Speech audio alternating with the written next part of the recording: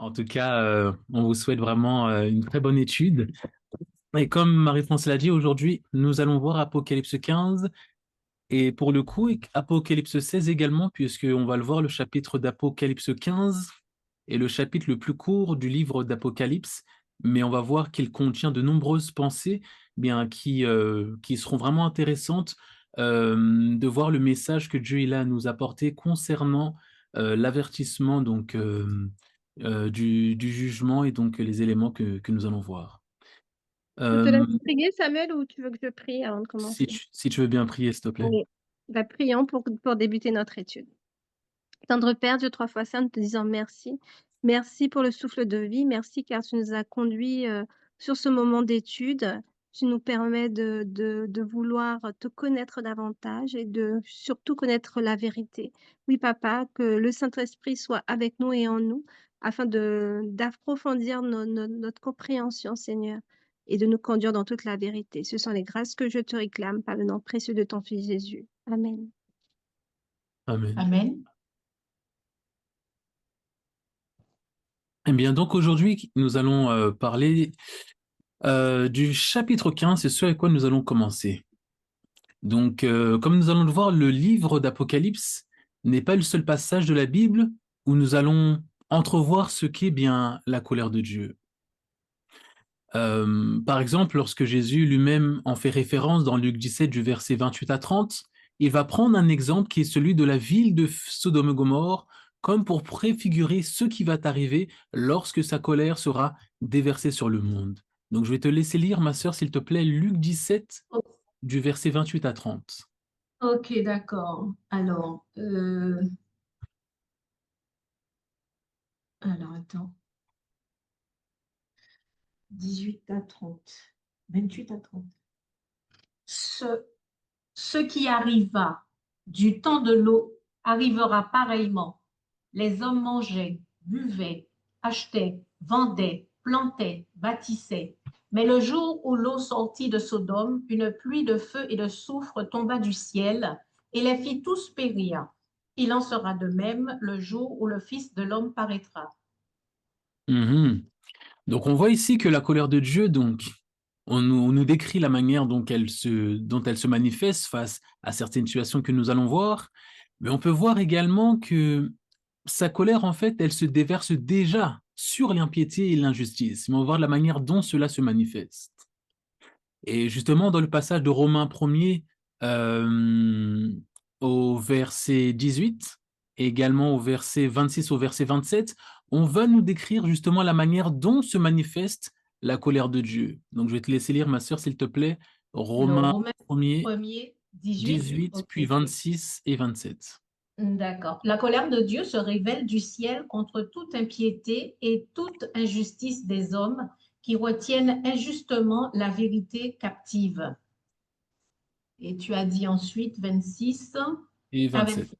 C'est pourquoi Dieu les a livrés à des passions infâmes, car leurs femmes ont changé l'usage naturel en celui qui est contre nature. Et de même, les hommes, abandonnant l'usage naturel de la femme, se sont enflammés dans leurs désirs les uns pour les autres, commettant homme avec homme des choses infâmes et recevant en eux-mêmes le salaire que méritait leur égarement.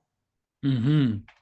Donc ici, on voit qu'on nous donne un avertissement, on nous annonce que en tant que personne bien étant créée par Dieu, même aujourd'hui, nous sommes exposés aux conséquences des choses, des choix que nous faisons.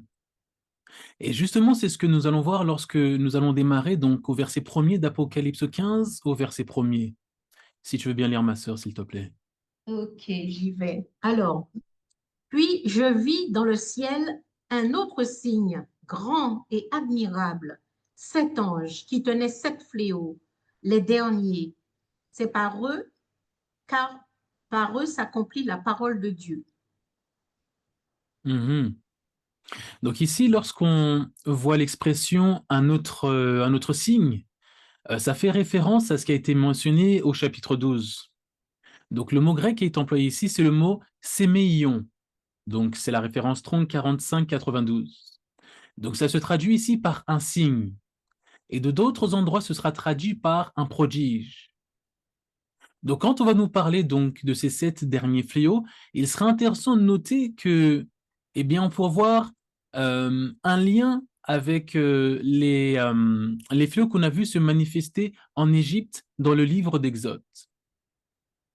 On va voir que ces derniers fléaux vont affecter les Égyptiens, mais qu'ils vont épargner le peuple de Dieu. Et de la même manière, il semble que les fidèles de Dieu ne prennent pas part aux fléaux qui sont mentionnés dans ce passage-là. Donc, pour manifester cela, donc on a déjà lu le passage de Romains 1er au verset 18. On a vu qu'on nous dit que la colère de Dieu se révèle du ciel contre toute impiété, toute forme, toute injustice des hommes qui retiennent injustement la vérité captive. Et justement, on voit que ces versets décrivent les péchés des hommes qui pourraient provoquer justement le déplaisir de Dieu et finalement que sa colère se manifeste contre nous. Parce que finalement, si Dieu décide de nous livrer à nos propres tentations, à nos propres choix, on sait qu'il y a une problématique. On sait que c'est quelque chose qui finalement, eh bien, va se retrouver comme étant désastreux pour nous-mêmes. Donc, à ce stade, on voit que les personnes qui ont fait leur choix, qui ont décidé d'aller à l'encontre de ce que Dieu bien souhaitait dans leur propre vie, finalement font face à leur propre choix. On voit que ces personnes-là, finalement, bien, ils ont décidé d'aller dans une direction, et comme il est écrit dans Apocalypse 22 au verset 11, on nous dit que celui qui est juste soit encore injuste, et que celui qui est souillé se souille encore, et que le juste pratique encore la justice, et que le saint se sanctifie encore. Donc on voit que ce n'est pas une sentence qui est prononcée dans laquelle personne n'a eu l'opportunité de changer d'orientation, de décider de suivre ce que Dieu propose, mais on voit plutôt que c'est une reconnaissance dans le choix que chacun a effectué. On voit que Dieu finalement respecte le choix de chacun et le libre arbitre de chacun est finalement respecté. Vous voyez, de la même manière, imaginez que je vous dise, les amis, faisons ceci, faisons cela. Il y a le bateau qui est en train de couler, venons, allons dans une barque, etc. Ah non, non, moi je décide de rester. Même si la personne vous propose de venir dans son bateau, vous décidez de rester dans le bateau qui coule, ce n'est pas la faute de celui qui vous a proposé de sortir du bateau. Donc de la même manière, Dieu nous a dit des choses, il nous a avertis, et à partir de ce moment-là, eh bien, ce qui doit arriver arrive, les amis. Chacun fait face au choix que nous avons fait. Nous allons continuer au verset 2 d'Apocalypse 1er, s'il te plaît, ma sœur. Et je vis comme une mer de verre mêlée de feu, et ceux qui avaient vaincu la bête et son image, et le nombre de son nom debout sur la mer de verre ayant des harpes de Dieu. Mhm. Donc, on nous parle justement d'une scène où on voit la mer de verre qui est mêlée au feu. Donc, c'est une scène qui devrait nous être, en tout cas, qui ne devrait pas nous être étrangère, puisqu'on avait déjà vu, il me semble, dans le chapitre 3 et 4, des éléments qui nous permettent de voir de quoi il s'agit ici. Puisqu'on a déjà vu que cela va représenter la justice de Dieu qui est combinée, qui est mélangée au feu de sa colère, qui est sur le point d'être déversée sur la terre. Donc ici, on voit que une question se pose, une question qui a été posée depuis Apocalypse 6, du verset 9 au verset 11, où les personnes, les martyrs qui étaient morts donc au nom de Jésus-Christ, ils posaient une question: jusqu'à quand, Maître Saint et véritable? Jusqu'à quand? Quand est-ce que le jugement va arriver? Quand est-ce que toutes ces choses vont prendre une fin? Donc Jean ici, il voit une scène qui anticipe des événements dans lesquels on voit que certaines choses ne sont pas encore déversées. Mais il voit aussi que ceux qui ont vaincu la bête, ils sont sur la mer de verre. Et comme on l'a déjà vu dans le chapitre 14, ici nous ne sommes pas sur quelque chose qui est linéaire, qui est chronologique, on peut dire Apocalypse 1, 2, etc. Voici une frise linéaire dans laquelle les choses sont en train de se passer. Et si on est en train de nous montrer qu'il y a 7 scènes de la seconde venue qui sont dispersées dans le livre. On avait déjà vu qu'il y a parfois des scènes qui nous sont montrées et après on nous montre une différente facette où on nous montre un autre élément qu'on veut nous montrer par rapport à ces mêmes scènes, par rapport à ces mêmes événements. Donc, par exemple, on avait parlé des 4 êtres vivants, on a déjà vu cela. On avait également vu, il me semble, hein, qu'on avait parlé dans les études précédentes du fait que cela ressemble à la vision qu'Ézéchiel a dans Ézéchiel 1er. Donc, on se rappelle de tous ces éléments, on les garde à l'esprit.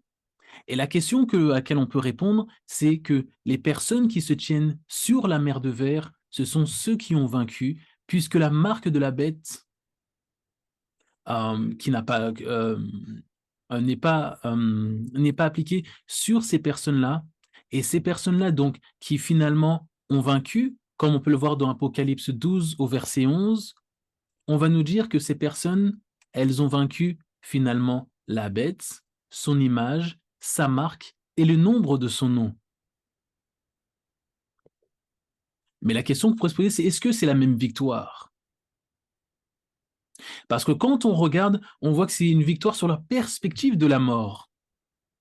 Parce que comme on le voit dans Apocalypse 13 au verset 15, on voit que malgré cela,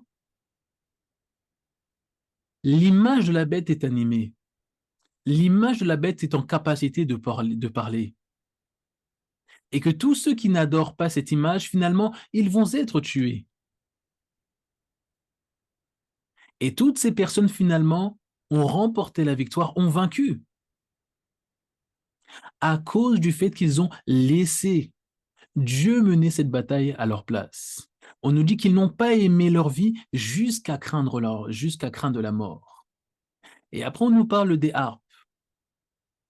Il me semble que c'est dans Apocalypse 14, du verset 2 à 4, on voit que on voit qu'ils sont les personnes qui jouent de la harpe. On voit qu'ils chantent ce cantique nouveau. On nous donne leur identité. Et quand on voit donc cette scène, on sait que c'est une scène qui nous est familière. Ce n'est pas quelque chose qui sort de nulle part, quelque chose qui n'a jamais été vu auparavant. Donc on va continuer et on va lire les versets 3 et 4 d'Apocalypse 15, s'il te plaît, ma sœur. Ok. Et il chante le cantique de Moïse, le serviteur de Dieu, et le cantique de l'agneau, en disant, tes œuvres sont grandes et admirables, Seigneur Dieu Tout-Puissant. Tes voies sont justes et véritables, Roi des nations. Qui ne craindrait, Seigneur, et ne glorifierait ton nom, car seul tu es saint, et toutes les nations viendront et se prosterneront devant toi, parce que tes jugements ont été manifestés. Mm-hmm. Donc ici, on voit une scène qui est très claire. On voit une scène qui pourrait nous faire passer à ce qui s'est passé dans Exode 15, par exemple. On voit le premier cantique que Moïse il a donné. On voit la joie des enfants d'Israël lorsqu'ils ont échappé aux ennemis égyptiens. Lorsqu'ils ont échappé à ce pays, qu'ils ont traversé la mer Rouge et que finalement ils se retrouvent dans un nouveau cheminement. Ils sont sur le point d'entrer dans une nouvelle vie. Et ici, on voit un parallèle. On voit que les martyrs, finalement, ils voient la réalisation de la promesse que Jésus il a donnée. La fin promise du mal, la fin promise de l'ennemi. Et ça peut également nous envoyer la référence de Deutéronome 32. Je ne sais pas si je l'avais déjà cité, où on voit que Moïse, il partage avec Israël le récit où Dieu a guidé et protégé son peuple malgré leurs infidélités et leur idolâtrie. Donc finalement, on voit qu'ils ont été sauvés non pas parce qu'ils ont été parfaits, non pas parce qu'ils ont beaucoup jeûné, qu'ils ont beaucoup prié, même si c'est très bien de prier et de jeûner, mais on voit qu'ils ont été sauvés parce que il les aime et qu'il a décidé de faire preuve de miséricorde malgré leur infidélité et leur idolâtrie. Et que finalement, il tient davantage compte de ce qu'il va faire en eux plutôt que de ce que eux peuvent faire pour eux-mêmes. Donc, on va lire rapidement, ma sœur, Exode 15 au verset 1er. OK. Alors, 15 premier. Alors Moïse et les enfants d'Israël chantèrent ce cantique à l'Éternel. Ils dirent, je chanterai à l'Éternel, car il a fait éclater sa gloire. Il a précipité dans la mer le cheval et son cavalier. L'Éternel est ma force et le sujet de mes louanges. C'est lui qui m'a sauvé. Il est mon Dieu. Je le célébrerai. Il est le Dieu de mon Père. Je l'exalterai. Exactement. Donc, on voit ici que Moïse, il a un cantique. Parce que là, on nous dit dans Apocalypse 15 que ces personnes, ils vont chanter le cantique de Moïse. Donc, il faut qu'on regarde quels ont été les cantiques de Moïse. À quoi est-ce qu'on fait référence ici? Quel est le parallèle? Est-ce qu'on n'est pas dans une situation qui est similaire? Des personnes captives du péché, retenues contre leur volonté, des personnes qui sont esclaves, qui sont attachées. Finalement, ils sortent. Imaginez, les amis, si vous étiez des esclaves, on vous attache, on vous bat, on vous force à faire ce que vous ne voulez pas faire. On ne vous laisse aucun repos, vous ne pouvez pas dormir, on fait toutes sortes de choses odieuses. Le jour où vous sortez, les amis, qu'est-ce que vous allez faire? Vous allez danser, vous allez chanter. C'est ce qu'on fait quand on est content. Qu'est-ce que font les enfants quand on leur promet quelque chose et ils voient le cadeau qui arrive? Ils sont déjà en train de danser, ils sont en train de sautiller, ils sont contents, ils se réjouissent. Eh bien, ici, il y a une réjouissance. Une réjouissance qui a été similaire à celle que Moïse il a expérimentée avec les enfants d'Israël. Lorsque Dieu a permis qu'ils puissent s'extirper de la main des Égyptiens, de cette main qui était impossible de se libérer. Parce que si on parle de l'Égypte, les amis, c'est comme si on vous dit que c'était la plus grande puissance de l'époque. Donc, vous savez qu'ils ont des soldats de métier, des gars forts. Ils ont toutes sortes d'armes, toutes sortes de possibilités pour couper votre fuite. D'ailleurs, on les pourchasse alors qu'ils sont en train de s'échapper. Donc, on voit ici que il y a un lien qui est fait. Ici, on ne nous dit pas qu'on dira certainement les mêmes paroles. C'est pas ça dont il s'agit. Mais on voit qu'il y a une célébration face à une délivrance qui a été similaire. C'est de la même manière, rappelez-vous que au chapitre 5, lorsque personne n'est trouvé digne d'ouvrir le livre, on nous dit l'agneau, il vient, les amis. Qu'est-ce qui se passe, les amis? Une fois que l'agneau, il ouvre le livre, on nous dit qu'il chante un cantique nouveau. Tu es digne de prendre le livre et d'en ouvrir le sceau, car tu as été immolé, tu as été racheté pour Dieu par ton sang, etc. On voit qu'il y a la réjouissance. Lorsqu'il y a la réjouissance, qu'est-ce que les gens font? Ils chantent, ils se réjouissent, ils reconnaissent ce que Dieu a fait dans leur vie. Donc ils disent, grande, admirable, tes jugements ont été manifestés. Donc on comprend que, pardon, lorsqu'on parle de cette réjouissance, qu'on nous parle du cantique qui est donné, on comprend aisément, les amis, que on est en train de nous dire que ces personnes sont en train de se réjouir face à une situation qui était ô combien difficile, une situation auprès desquelles ils savaient qu'ils ne pouvaient pas se délivrer eux-mêmes. Et ils se réjouissent du fait que quelqu'un qui soit plus fort qu'eux est venu les délivrer et il a respecté sa parole. Donc on va continuer. On va continuer et je vais te laisser prendre les deux versets suivants, ma sœur. Je crois que c'est le verset 5 et 6. 5 et 6, oui. Après cela, je regardai et le temple du tabernacle du témoignage fut ouvert dans le ciel. Et les 7 anges qui tenaient les 7 fléaux sortirent du temple, revêtus de lin pur, éclatant, et ayant des ceintures d'or autour de la poitrine.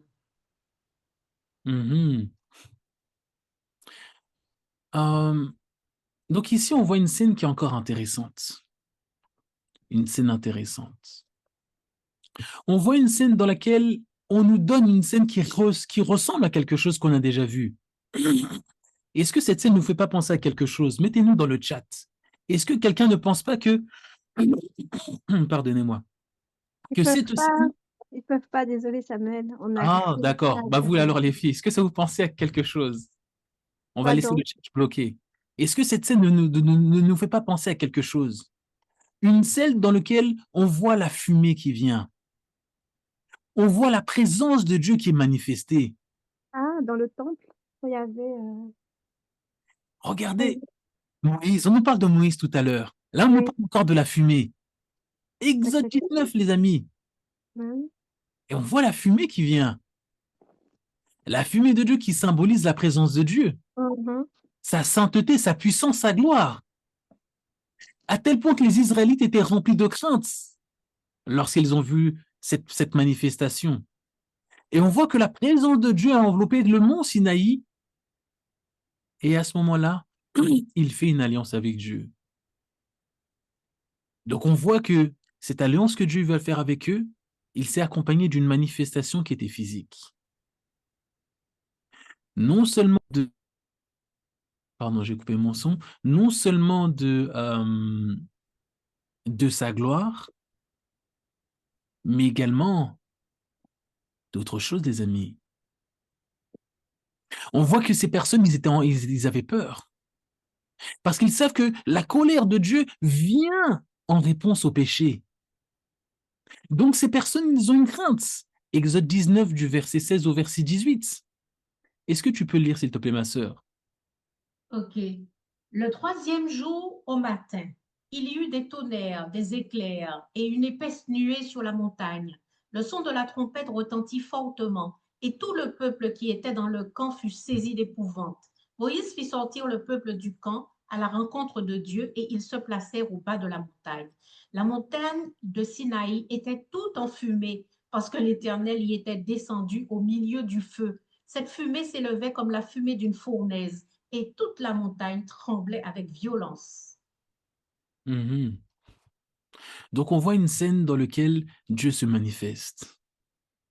Et les autres qui sont pécheurs, parce qu'ils viennent d'adorer le veau d'or qu'a fait Araon, ils savent qu'ils sont dans une situation qui est difficile. Ils savent que dans cette situation, eh bien, c'est peut-être pas très agréable de venir se présenter devant celui qui connaît toutes choses, devant celui qui est en mesure de dire, voici ce que vous avez fait, voici ce qui est dans votre cœur. Donc dans Apocalypse 15, à partir du verset 5, on voit qu'il y a des changements de scène qui sont assez rapides. On voit qu'il y a les anges avec les fléaux. On voit que les sauvés, ils louent Dieu. Et après, on voit que les anges sont prêts à déverser les fléaux sur la terre. Donc on voit quelque chose qui va très vite.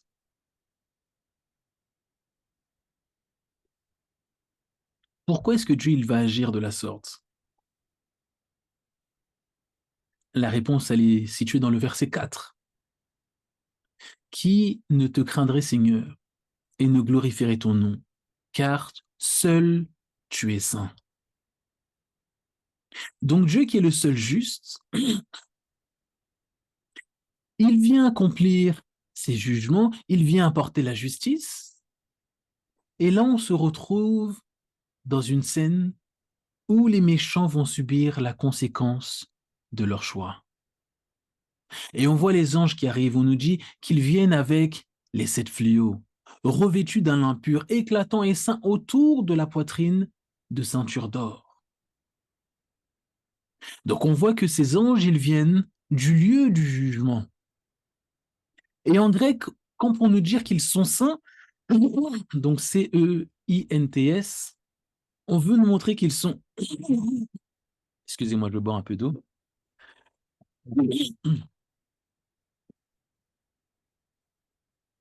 Pardon. Donc on voit que quand on nous parle du fait qu'ils sont saints, on veut nous montrer qu'ils sont équipés de la connaissance de la vérité. Vous pouvez voir cela par exemple dans Éphésiens 6 au verset 14. Rappelez-vous dans la parole que Dieu il a donnée. Quand on nous parle de ceux qui sont en mesure de faire la séparation entre les différents types de grains, ce sont les anges, les amis, parce que Dieu leur donne la possibilité. Donc ces personnes, ils viennent apporter les fléaux qui nous sont mentionnés.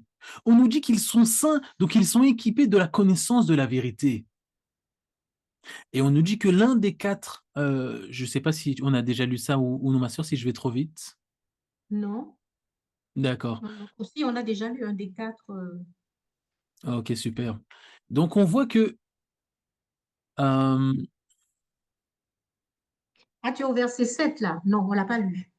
on s'était arrêté à quel verset? On était arrêté à 6. D'accord, si tu peux continuer jusqu'au Ok, verset 8, alors s'il te plaît. très bien. Et l'un des quatre êtres vivants donna aux sept anges 7 coupes d'or, pleines de la colère du Dieu qui vit au siècle des siècles. Et le temple fut rempli de fumée à cause de la gloire de Dieu et de sa puissance. Et personne ne pouvait entrer dans le temple jusqu'à ce que les 7 fléaux des 7 anges fussent accomplis. Mhm. Donc on voit ici que Dieu est en train de retirer sa protection donc sur la terre. Parce qu'on se rappelle que si Dieu retire sa protection, on l'a vu dans le livre de Job, on sait que l'ennemi va s'empresser de tout détruire et toutes sortes de choses peuvent arriver à partir du moment où il se retire. Donc ici, on voit que il y a cette scène où les différentes coupes sont versées, Dieu va retirer donc sa protection et on tombe dans une scène dans laquelle Dieu juste laisse la volonté de chacun s'accomplir de sa vie, dans sa vie. On voit que les sauvés, ils décident de louer Dieu pour sa délivrance et les fléaux vont arriver sur les méchants qui l'ont rejeté, qui ne souhaitent pas de fait recevoir sa protection. Et de la même manière, on voit que c'est la même chose qui s'était passée également dans Exode 32, verset 35. Dans le temps de Moïse, ceux qui avaient subi les fléaux, c'était qui, les amis? C'était ceux qui avaient adoré le veau qu'avait fabriqué Pharaon, n'est-ce pas? Mhm. Oui. C'était ces personnes-là qui ont connu ces temps qui étaient difficiles. Et donc, lorsque cela est sur le point d'arriver, on voit qu'il y a une scène, c'est-à-dire on voit que donc il y a toute la fumée, qui est présente pour entrer dans le sanctuaire, donc c'est-à-dire dans l'endroit dans lequel se trouve la présence de Dieu. Et on voit que pendant ce temps-là, on nous parle des coupes de la colère de Dieu qui sont déversées. Et donc on voit que la sainteté, la justice et la colère de Dieu remplissent le ciel alors que les coupes sont versées.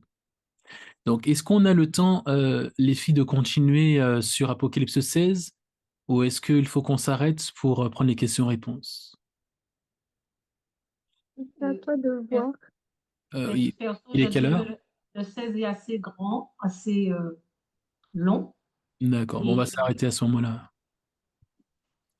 il est 15h42.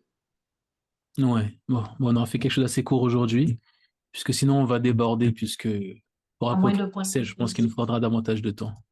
Mm. Ok, Ok. Donc, est-ce que tu peux faire une conclusion globale avant qu'on puisse poser les questions, bien sûr, Samuel, s'il te plaît? bien sûr. Donc, dans le chapitre 7, on va voir donc le déversement donc des coupes et chaque fléau tous les fléaux qui vont en résulter. Mais dans le 15, on a vu que Dieu est juste dans ses jugements. Dieu sauve tous ceux qui ont souhaité que sa volonté s'accomplisse dans leur vie. Et on va voir justement qu'il y a une séparation claire qui est faite entre deux groupes de personnes. Et finalement, on voit la délivrance qui arrive. Et cela pourrait nous faire penser d'ailleurs au psaume 22 qui préfigure aussi la victoire de Jésus sur ses ennemis. Parce qu'on sait qu'à un moment donné, la victoire est définitive. Il n'y a pas de doute. Est-ce que quelqu'un a remporté? Est-ce que non? Il n'y a plus aucun doute. La victoire, elle est définitive. Et lorsqu'on constate que cette victoire, elle est définitive, cela nous renvoie également à Apocalypse 5 du verset 8 au verset 14, où on déclare la dignité de l'agneau, car son sang a racheté les personnes qui souhaitaient le suivre. Donc on voit que c'est l'annonce d'une victoire qui est imminente, l'annonce de la victoire qui est visible finalement. Et on nous annonce la fin d'une ère, la fin de quelque chose que nous avons connu et qui, on est tous, je pense, en mesure de le constater, finalement, n'était pas quelque chose qui était profitable à l'ensemble de l'humanité. Donc on arrive à la fin d'un cycle, la fin de l'ennemi, la fin de la manifestation du mal dans le monde et la fin du mal dans la création divine. Mhm. Merci Samuel pour cette étude sur le chapitre 15. Effectivement, c'est un chapitre très court. Donc, le chat est ouvert, donc n'hésitez pas à poser vos questions ou à lever la main. Donc, restant sur le sujet du jour. Et donc, n'oubliez pas de bien mettre à envoyer à tout le monde puisqu'on avait fermé le chat. Donc, voilà. Donc, n'hésitez pas, n'attendez pas à la dernière minute. Oui, donc merci, oui, pour votre attention, pour l'écoute. Donc, nous attendons vos questions sur le sujet. Bienvenue, il y a des personnes qui sont en train de nous rejoindre. Alors, pour l'instant, il n'y a pas de questions, Samuel, donc c'était clair.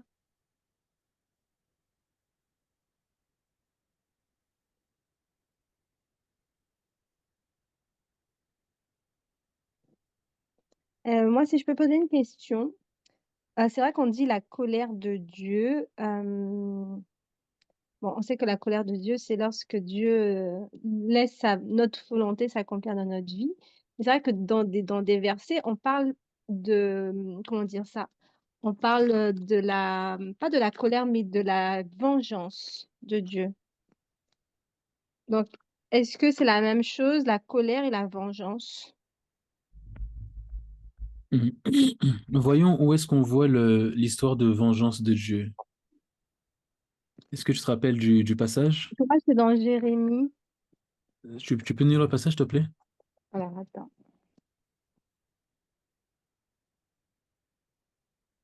Je te cherche ça. Attends. Jérémie. C'est pas-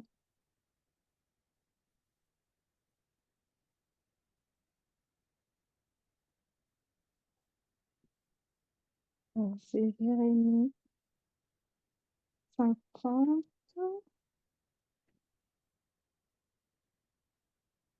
Verset 28.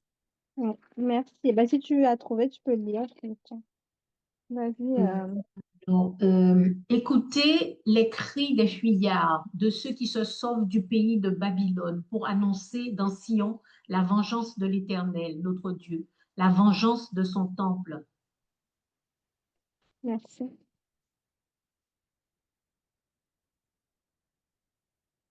Tu peux relire, s'il te plaît? Oui, écoutez les cris des fuyards, de ceux qui se sauvent du pays de Babylone, pour annoncer dans Sion la vengeance de l'Éternel, notre Dieu, la vengeance de son temple.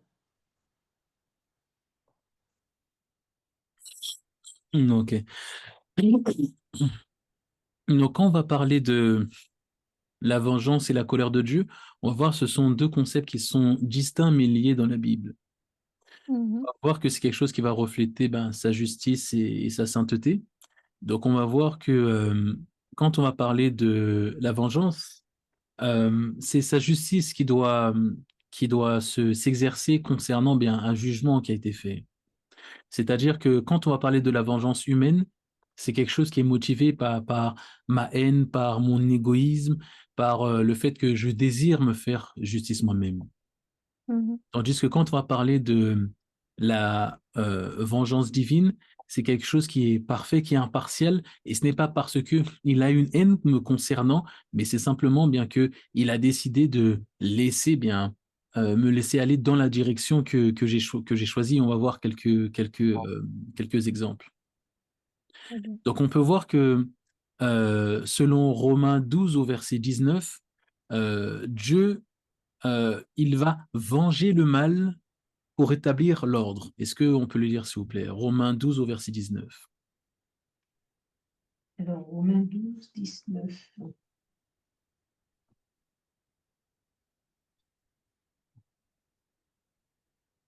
12, 12, 12. Voilà. Alors, 12, 19. Ne vous vengez point vous-même, bien-aimés, mais laissez agir la colère, car il est écrit, à moi la vengeance, à moi la rétribution, dit le Seigneur. Mhm. Mhm. Et dans le psaume 94, verset 1er, on nous parle de la protection des opprimés et on nous parle de Dieu des vengeances, l'Éternel, il lui demande d'apparaître pour que justement il puisse faire la justice par rapport à quelque chose. Dans Apocalypse 6, Apocalypse 19 également, on va voir qu'on va nous parler de punition qui est définitive. Et c'est là, en fait, on va voir quelque chose qui sera intéressant. Et on peut voir plusieurs exemples d'ailleurs. Par exemple, quand on nous parle des plaies d'Égypte, parce que c'est ce qu'on a cité tout à l'heure, on voit que c'est une vengeance contre l'oppression qu'a fait vivre le pharaon d'Égypte. Mais quand on va parler de colère divine et de la vengeance, on verra que lorsqu'on va parler de la colère, ça va être une réponse au péché. Donc Mhm. Dieu n'est pas compatible avec le péché, donc sa colère se manifeste. Et j'ai de l'essence sur les mains, je m'approche du feu, je vais brûler. C'est comme ça. Mhm. C'est pas que le feu veuille me brûler, mais par définition, le feu brûle. Si j'ai de l'essence sur moi, je vais brûler, c'est comme ça. Quand on va nous parler de la colère, on va voir que c'est quelque chose qui, contrairement à la vengeance, c'est quelque chose qui peut être apaisé et quelque chose, en fait, dans lequel Dieu a une volonté de ce qu'on puisse se repentir. C'est comme on le voit dans Joël 2 au verset 13, par exemple.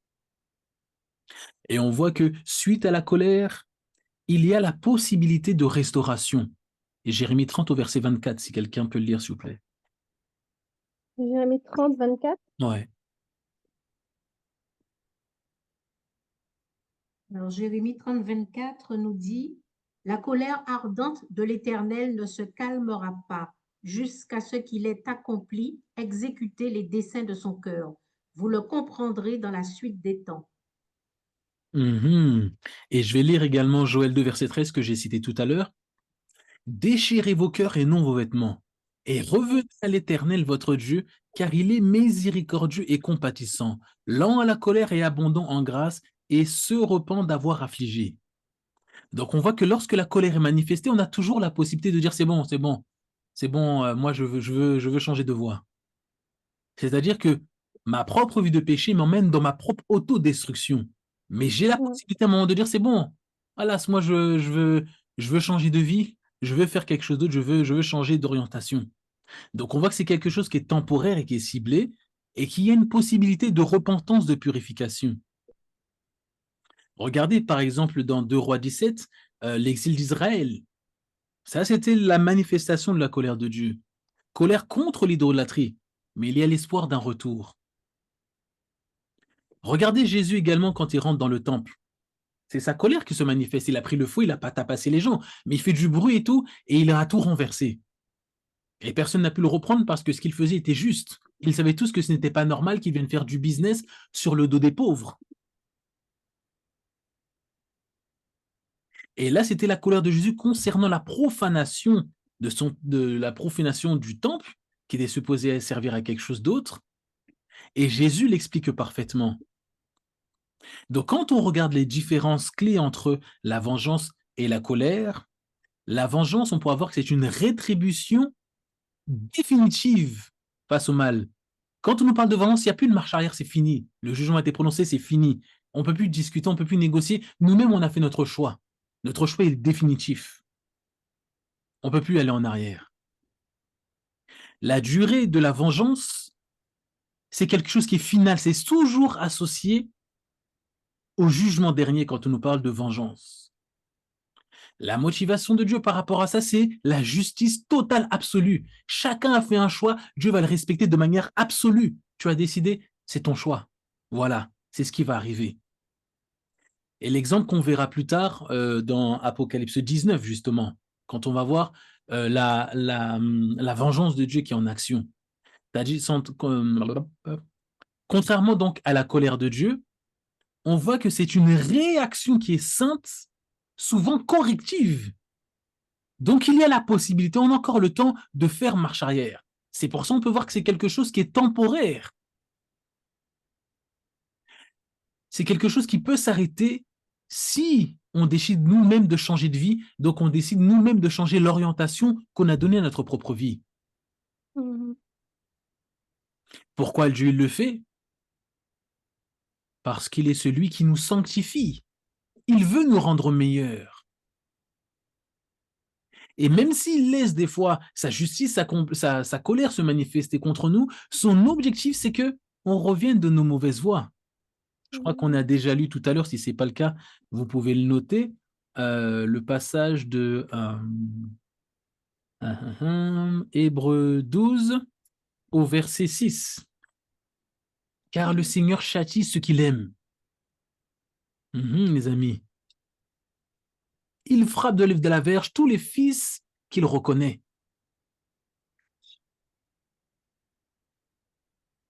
Et un des exemples qui est le plus criant, que je pense c'est l'un des exemples préférés même que les enfants ils ont quand on leur parle de repentance, c'est celui de Ninive.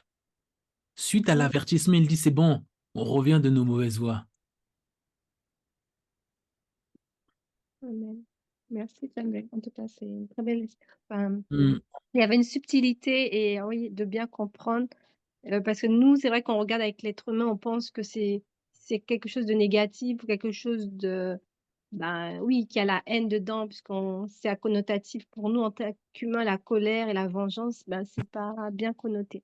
En tout cas, gloire à mhm. Dieu pour cela. Il n'est pas nous, heureusement, c'est pas un homme, heureusement. Heureusement, il n'y a que Dieu qui peut être Dieu, hein. Sinon Ouais, on est c'est déjà clair, tous morts. c'est clair. Alors il C'est y a pour, une, oui, vas-y? c'est pour ça, pour conclure là-dessus, en Christ, on peut voir que la colère de Dieu contre le péché peut être apaisée. C'est une très bonne nouvelle, Romains 5 au verset 9. Mmh. Et sa vengeance, elle est reportée, donc c'est une bénédiction. Il dit le jugement définitif, non. Je vais attendre encore, je veux que ces gens reviennent de leur mauvaise voie. 2 Pierre Mmh. 3 au verset 9. Et c'est pourquoi il fait sans cesse les appels à la repentance. Il nous appelle au changement. Tandis que la vengeance, elle intervient quand le mal persiste et qu'il n'y a plus Mmh. aucune possibilité pour le changement. Donc, Mmh. pour faire court, la colère, c'est un avertissement, les amis, qui est rempli de miséricorde. Tandis que la vengeance, c'est l'accomplissement inévitable de la justice divine contre le mal que nous avons décidé de vivre et d'accepter dans nos vies. Donc les deux nous montrent l'équilibre parfait de Dieu, les amis. Il y a Mmh. l'équilibre entre son amour et le besoin, la nécessité de justice. Ben, Et on en va tout mettre cas, n'oubliez pas, on a mis le lien pour Telegram. Et en cliquant dessus, vous serez ajouté automatiquement. Et vous allez retrouver tous nos documents, toutes les études. mmh. Et donc, voilà, vous pourrez revoir les éléments concernant la bête, la marque, etc. pour la personne qui avait posé la question. Et si ce n'est pas clair après cela, n'hésitez pas à nous dire et on reprendra les différents points. Mmh. Tout à fait. Écoutez, ben, on va mettre fin à notre moment. On va prier s'il y a personne d'autre. Non.